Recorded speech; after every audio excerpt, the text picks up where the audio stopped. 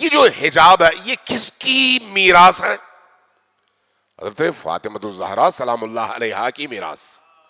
یہ میراث، خود یہ میراث فاطمۃ الزہرا سلام اللہ علیہا کی عملی زندگی کا ایک تربیتی پہلو ہے.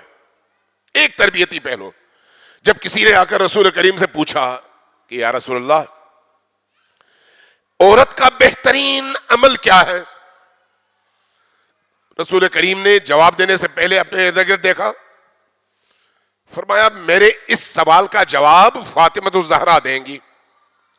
امیر المؤمنین کے ذریعے یا بچوں کے ذریعے سوال کہلوایا، پوچھوایا، جواب کیا ملا؟ یا رسول اللہ بہترین عمل کسی خاتون کا یہ ہے کہ نہ اس کو کوئی مرد دیکھے اور نہ وہ کسی مرد کو دیکھے. کس نے کہا؟ فاطمۃ الزہرا سلام اللہ علیہا نے. یہ کس چیز کی دلیل ہے؟ عورت کے محجوب ہونے کی.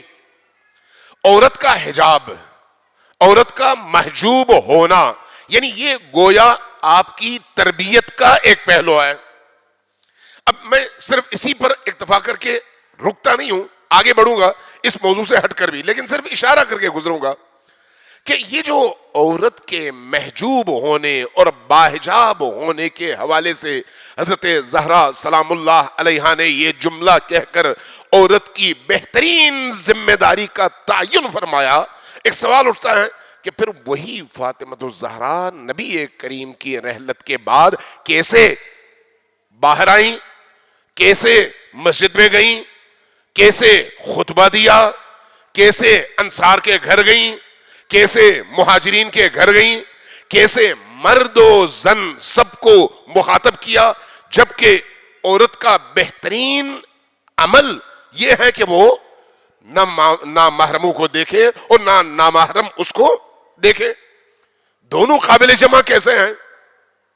جواب واضح ہے کہ بہترین عمل یہی ہے کہ مرد عورت کو نہ دیکھے، عورت مرد کو نہ دیکھے، نہ اس عورت کو کوئی مرد دیکھے نہ وہ عورت کسی مرد کو دیکھے. لیکن جب حق اور باطل کا معرکہ ہو، جب حق اور باطل کے درمیان جنگ ہو اور اس جنگ میں حق کا دفاع کرنے والے کمزور پڑ رہے ہوں، تو ایسے موقع پر وہی عورت جس کا بہترین عمل یہ ہے کہ نہ وہ مرد کو دیکھے نہ مرد اس کو دیکھے، اس کی پہلی ذمہ داری یہ بنتی ہے کہ حق کے دفاع میں میدان میں آئے، اپنے تمام تر ان شرعی ذمہ داریوں اور ان فرائض کو ادا کرتے ہوئے کہ اس کا حجاب بھی سلامت ہو اور اس کے ساتھ ساتھ وہ میدان میں اتر کر حق کے دفاع میں بولے بھی اور